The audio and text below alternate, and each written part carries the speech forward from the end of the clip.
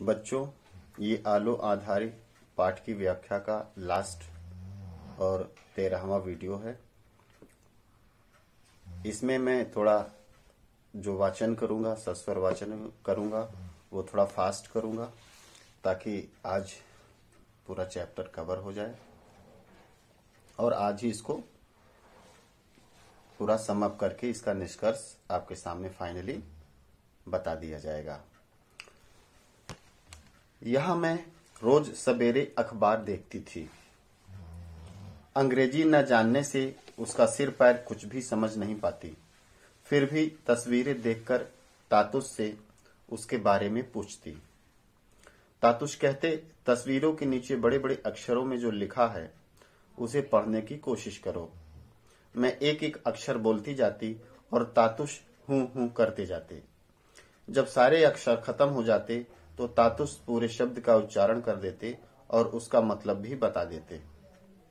बार बार पूछने पर कभी कभी वह उकता जाते क्योंकि वह अपना प्रिय अखबार द हिंदू ठीक से पढ़ नहीं पाते थे। शायद इसलिए अखबार हाथ में लिए वह कहते, बेबी जाओ, बच्चों को स्कूल नहीं भेजोगी? मैं कहती, हाँ भेजूंगी, अभी टाइम है।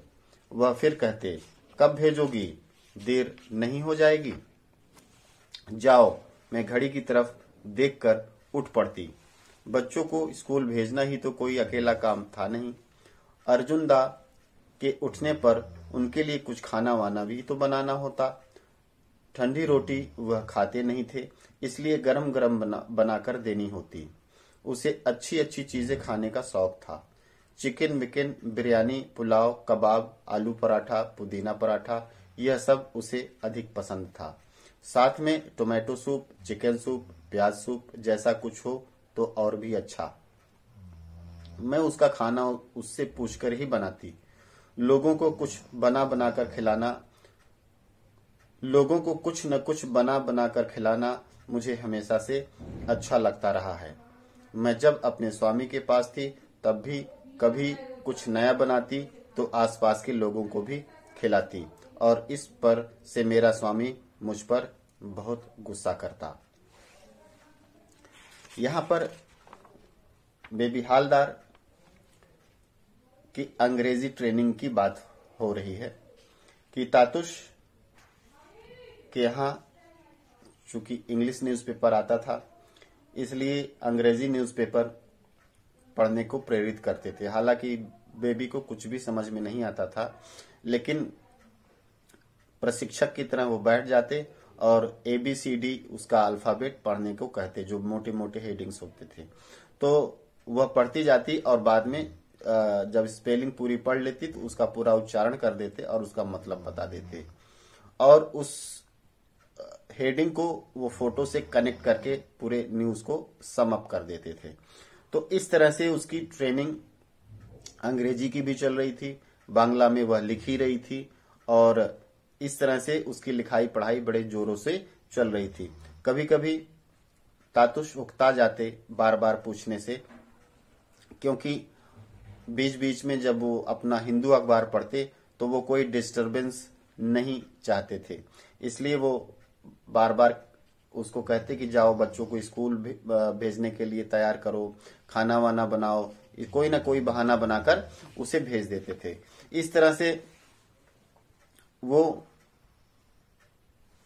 बेबी जो है, खाना बनाने का बेबी को शौक भी था और अब चूंकि अर्जुन दा को खाने का शौक था इसलिए जो है उसकी पसंद का, मुझे घर के सभी लोगों की पसंद का खाना वह बनाती थी। जब वह यहाँ नहीं थी, अपने पति के साथ थी, तब भी वह तरह तरह की चीजें बनाती और जब नई चीजें बनाती तो अड़ोस पड़ोस में भी वो उसे बांटती थी। और इस तरह से उसका जो व्यवहार था, उसका जो संस्कार था, उसकी जो सोच थी, वह हमेशा मिलजुल कर सबके साथ प्रेम से रहने की थी और कुछ न कुछ करते रहने की थी। और इस बात पर उसका जो पति था वो बहुत गुस्सा करता था। अब आगे आइए देखते हैं। लोगों को किताबें देखकर तरह तरह की चीजें बनाकर खिलाना मुझे जितना अच्छा लगता उतना ही अच्छा अब उपन्यास, कहानी, कविता पढ़ना और अखबार देखना लगने लगा था।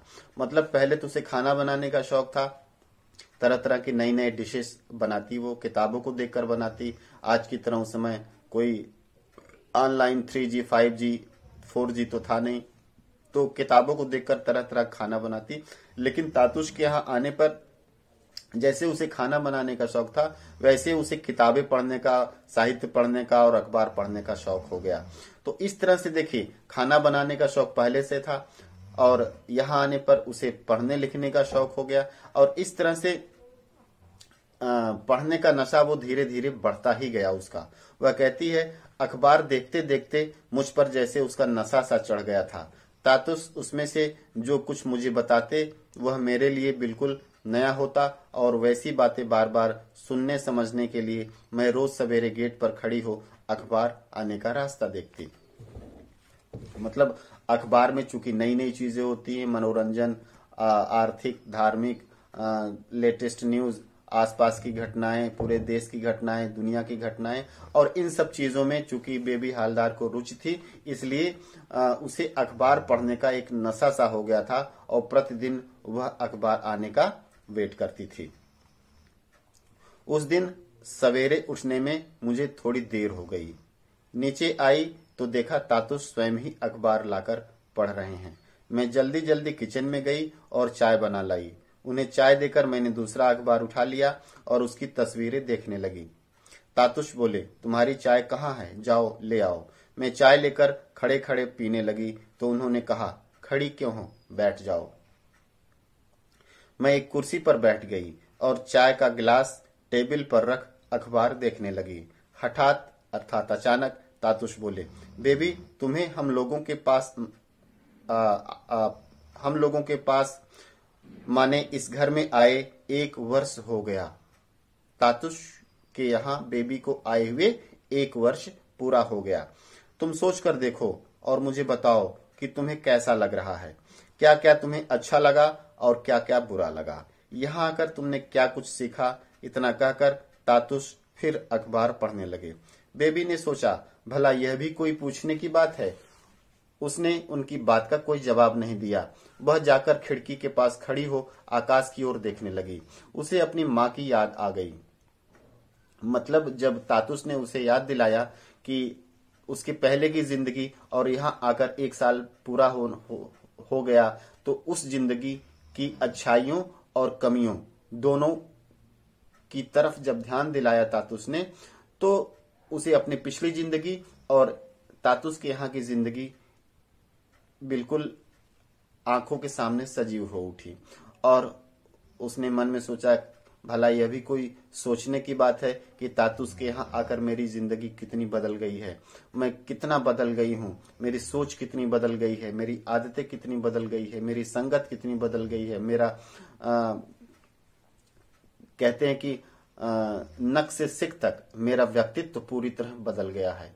यह भी कोई कहने की बात है। यहाँ तो जो कुछ भी मेरे जीवन में हुआ सब सकारात्मक और अच्छा ही अच्छा हुआ।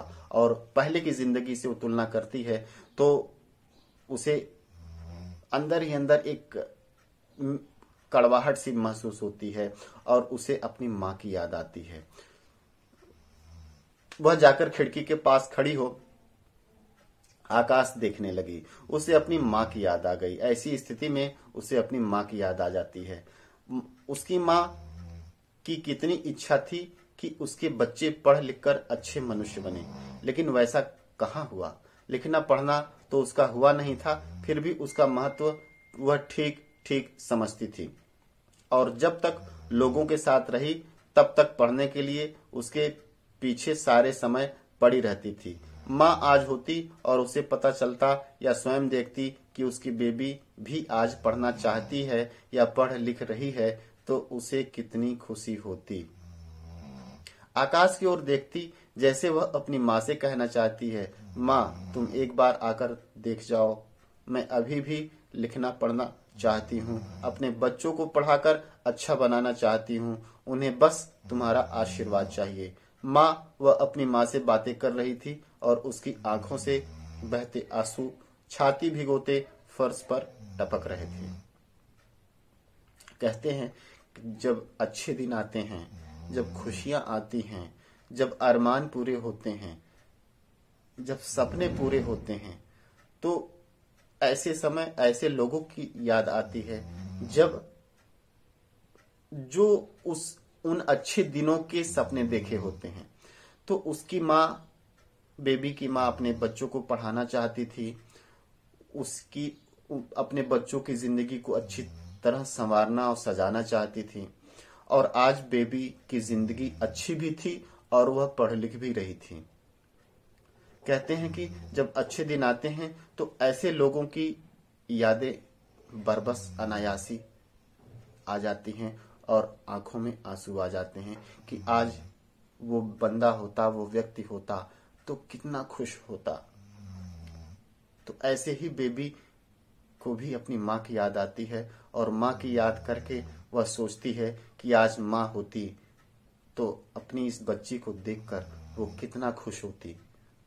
उसका मन कमल की तरह पूरी तरह कितना खिल जाता, उसके अंदर कितना उल्लास, कितनी अपार खुशी भर जाती जब बेबी की इस तरह से जिंदगी को देखती। तो इसलिए अपनों की कमी कभी भी कोई पूरी नहीं कर सकता।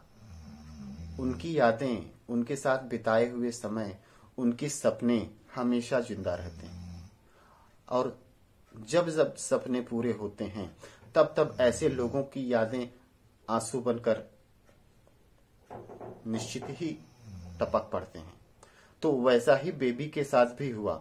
अपनी माँ की याद करके उसकी आंखों में अनायास बरबसी आंसू आ जाते हैं। वह कहती है कि आज माँ होती तो कितना खुश होती। आज वह अपने बच्चों को पढ़ा रही थी, अच्छे संस्कार दे रही थी।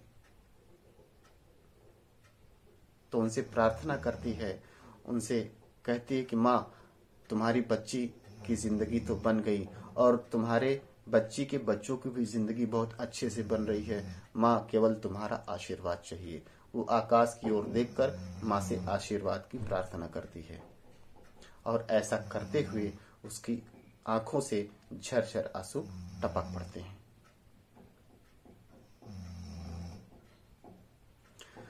गिलास में चाय कब की ठंडी हो चुकी थी, तभी बेबी के कानों में किसी के पैरों की आहट पहुंची। वह चौंक पड़ी। वह चौंक पड़ी। उसने घूमकर देखा, अर्जुन दा उठ चुका था और नीचे आ रहा था। उतरते उतरते ही वह बोला, तुम लोग चाय पी रहे हो, मेरी चाय कहाँ है? वह चाय बनाने किचन में जाने लगी। तभी देखा कि किसी ने गेट पर आ बेल बजाई। उसने जाकर देखा कि पड़ोस का लड़का हाथ में एक पैकेट लिए खड़ा है। वह उससे बोला, यह तुम लोगों का है, डाकिया भूल से हमारे यहाँ डाल गया था। उस लड़के से पैकेट ले उसने आकर तातुश को दे दिया। तातुश ने देखकर कहा, यह तो तुम्हारा है बेबी, यह लो, जाकर देखो इसमें क्या है।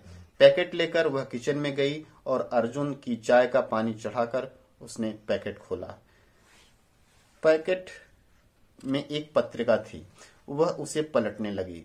पैकेट में एक पत्रिका थी। देखिए, अब इस कहानी का एकदम एक्सट्रीम पॉइंट आ रहा है कि जिस लिए ये पूरी कहानी की रचना हुई है। जीवन संघर्ष का वो अंतिम दौर आ रहा है। कहते हैं जिसके सपने उसने भले न देखे हों कभी, लेकिन उसके इर्द गिर्द रहने वाले तातुश, बंधु, शर्मिला दी, आनंदा, मतलब इन सब लोगों ने देखा था। सपने तो पूरे हो रहे थे सबके, और कहीं न कहीं बेबी के अवचेतन में ये सपना पड़ा हुआ था। वो उसे खुद नहीं पता था कि मेरा सपना है। अब ये कहानी स्पष्टतः अपने अंतिम मुकाम की ओर, अंतिम पड़ाव की ओर, अंतिम लक्ष्य की ओर बढ़ रही है। तो उसने अपना नाम देखा। पैकेट में एक पत्रिका थी। वह उसे पलटने लगी तो उसमें एक जगह उसने अपना नाम देखा। आश्चर्य से फिर देखा, सचमुच ही उसमें लिखा था। क्या? आलो आंधारी। सचमुच ही उसमें लिखा था, आलो आंधारी। लेखिका का नाम बेबी हालदार। खुशी से उसका मन हिलोरे मारने लगा। मन की ऐसी उथल पुथल में भी वह जेठू की वह बात याद आ गई कि आशापूर्णा देवी दिन भर के काम निपटाकर उस समय लिखने पढ़ने बैठती जब सब लोग सो चुके होते, और एक दिन तुम आशापूर्णा देवी बन सकती हो। ये जेठू का कथन था। तुम इस धरती पर लिखने के लिए ही आई हो। वो सारी चीजें उसके सामने साकार हो गई।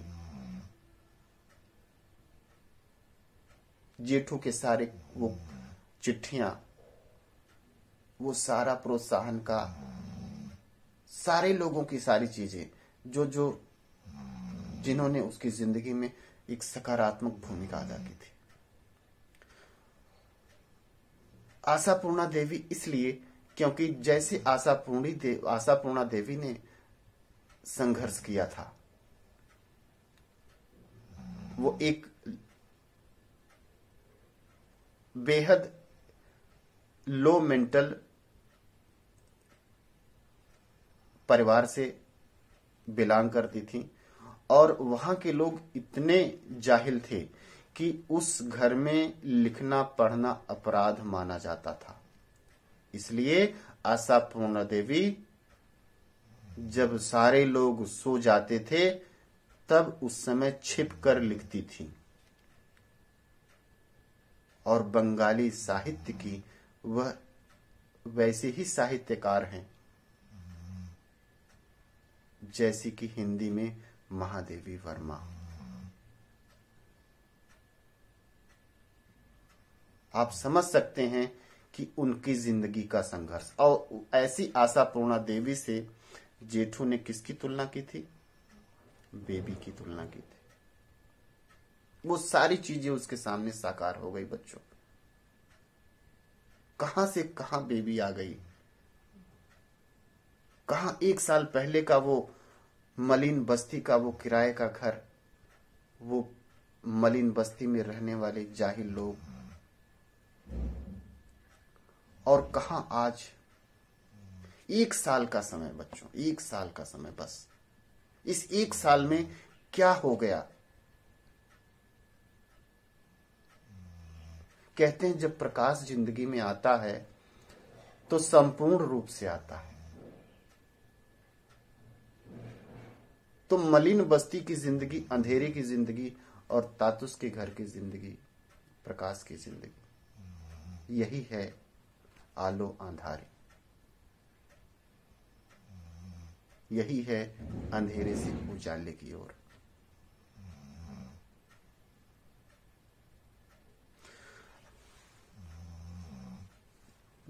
जब सब लोग सो चुके होते, उसने सोचा जेठू ठीक ही कहते हैं कि घर के काम करते हुए भी लिखना पढ़ना हो सकता है। हठात उसकी नजर चाय के लिए चढ़ाए पानी पर पड़ी, जो उबलते उबलते काफी कम रह गया था। उसने जल्दी जल्दी चाय बनाकर अर्जुनदा को दी, और वह नीचे से ही देखो देखो एक चीज बोलती बोलती ऊपर अपने बच्चों के पास आ पहुंची। दोनों बच्चे दौड़कर उसके पास आ गए। उसने कहा, बताओ तो यह क्या है। उसकी लड़की ने एक एक कर सभी अक्षर पढ़े और बोली, बेबी हालदार। माँ, तुम्हारा नाम किताब में। दोनों बच्चे हंसने लगे, और उन्हें हंसता देख उसका मन खुशी से और भी भर गया। उसने प्यार से अपने बच्चों को अपने पास खींच लिया। उन्हें प्यार करते करते हठात जैसे उसे कुछ याद आ पड़ा। वह बच्चों से छोड़ो छोड़ो, मैं अभी आती हूं कहकर उठ खड़ी हुई। नीचे आते आते उसने सोचा, वह कितनी बुद्धू है। पत्रिका में अपना नाम देख सभी कुछ भूल गई। जल्दी जल्दी सीढ़ियां उतरकर वह तातुस के पास आई और उनके पैर छू प्रणाम किया। उन्होंने उसके सिर पर हाथ रख आशीर्वाद दिया। एक गुरु को भी उसका मुकाम मिला, एक शिष्य को भी उसका मुकाम मिला। यहीं पर कहानी खत्म हो जाती है।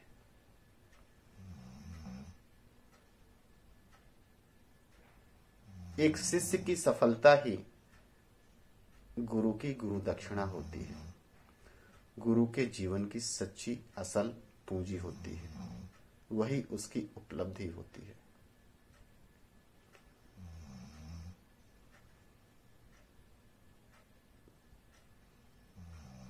बच्चों, क्या 1 साल पहले जो बेबी हालदार की जिंदगी थी और आज जब वह अपने गुरु के पैर छूकर आशीर्वाद ले रही है, इस जिंदगी से अगर तुलना करें तो कोई समानता नहीं नजर आती। बेबी का एक नया जन्म हुआ तातुस के घर आकर, लेकिन बच्चों एक बात तो यह समझनी पड़ेगी, क्या 1 साल में ही सारे बदलाव हो गए?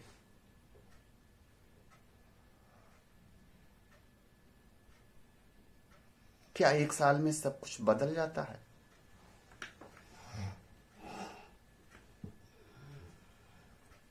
जहां तक बात है, यह बदलाव बाहरी तौर पर 1 साल में हुआ। एक नौकरानी से, एक गृहिणी और नौकरानी से लेखिका बनने का यह जो सफर आपने तय किया बेबी हालदार के जीवन का,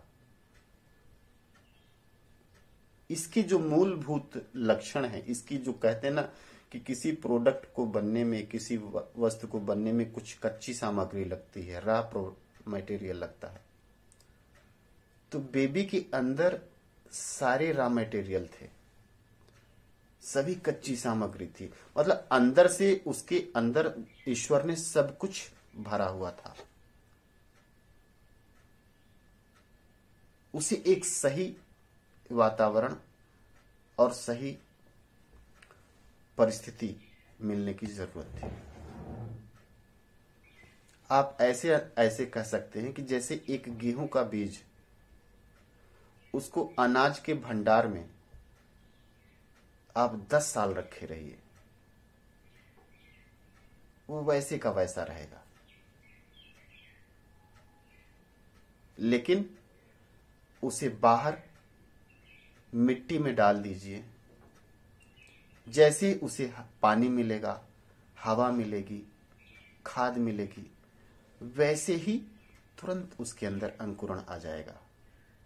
वो 10 सालों तक गोदाम में पड़ा था, कोई अंकुरण नहीं आया और कुछ ही दिन में यहां अंकुरित हो गया। तो क्या यहां जो कुछ ही दिन में ये गेहूं में परिवर्तन आ गया? ये परिवर्तन तो बाहरी है, उसके अंदर का जो अंकुरण का गुण है वह तो नेचर ने, प्रकृति ने उसे दे रखा है। गोदाम में जब था तब भी वह गुण उसके अंदर था। तो ऐसे ही बेबी हालदार के अंदर भी सारे लक्षण थे। जब वह मलिन बस्ती में थी, जब वह अपने माता पिता के साथ थी, जब वह अपने पति के साथ थी, वो सारे गुण थे। बस उसे एक अनुकूल वातावरण और परिस्थिति की जरूरत थी, और जैसे ही उसे मिली वो गेहूं की तरह अंकुरित हो गई।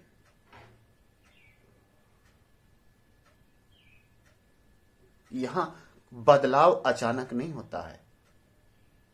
जब अचानक बदलाव होता है तो उसे जिंदगी में हम चमत्कार कहते हैं। वैसे नॉर्मल लोग जब बेबी की जिंदगी को लोग देखते होंगे, पुराने लोग, तो चमत्कार कहते होंगे, लेकिन यह चमत्कार बिल्कुल भी नहीं है। प्रकृति में कभी कोई चमत्कार नहीं होता है, ट्रांसफॉर्मेशन होता है। और ट्रांसफॉर्मेशन अंदर से पहले होता है, बाहर से बाद में होता है। तो बेबी का अंदर की जो चीजें थी, उसका स्वाभिमान, उसकी निर्णय लेने की क्षमता, उसकी कम बोलने की प्रवृत्ति, उसकी भले ही उसकी पढ़ाई लिखाई नहीं हुई, लेकिन कहीं ना कहीं उसके अंदर एक दबे रूप में पढ़ने की प्रवृत्ति, काम से काम रखने की उसकी प्रवृत्ति,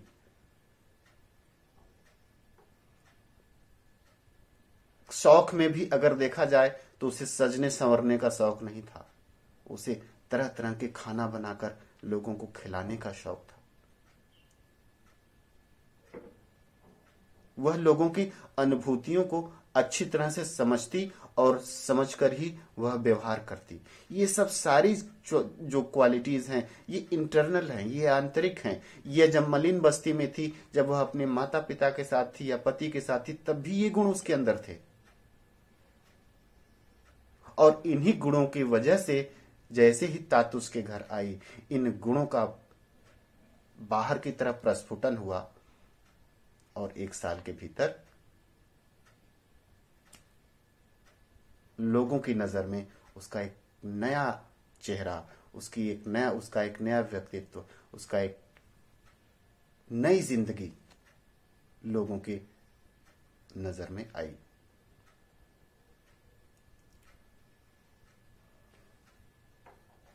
बेबी की जो आदतें थी, बेबी की जो सोच थी, उन्हीं आदतों और सोच की वजह से ही ऐसी स्थिति आई। उसके अवचेतन मन में जो तस्वीर थी वही तस्वीर साकार हुई। वह खुद पढ़ना चाहती थी लेकिन नहीं पढ़ पाई, वह बच्चों को पढ़ाना चाहती थी,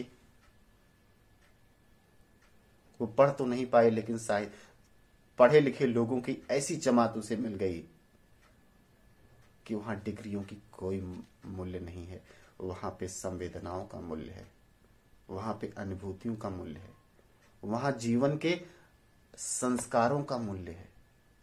और यही सबसे महत्वपूर्ण है बच्चों। इसलिए यह बेबी हालदार की जो कहानी है, यह उसके जीवन संघर्ष की कहानी है। यह 1 साल की नहीं है, यह एक लंबी जीवन यात्रा है उसकी। और इन जीवन यात्रा में उसके मूल्यों ने, उसके संस्कारों ने, उसके सपनों ने, उसकी आंतरिक सद्गुणों ने उसे इस मुकाम तक पहुंचाया। इसलिए अगर कुछ बड़ा करना है जीवन में, अगर कुछ लोगों को जीवन में खुशी लानी है, तो ऐसी सोच और ऐसी आदत की प्रवृत्ति जब होती है तभी ऐसा जीवन में संभव हो पाता है। पढ़ाई लिखाई अपनी जगह है, लेकिन सबसे बड़ी चीज है आर्ट ऑफ लिविंग। आप जिंदगी कैसे जीते हो, जिंदगी के प्रति आपकी सोच क्या है। क्या जिंदगी केवल भौतिक चीजों का जमावड़ा करना ही जीवन है, या कुछ और है।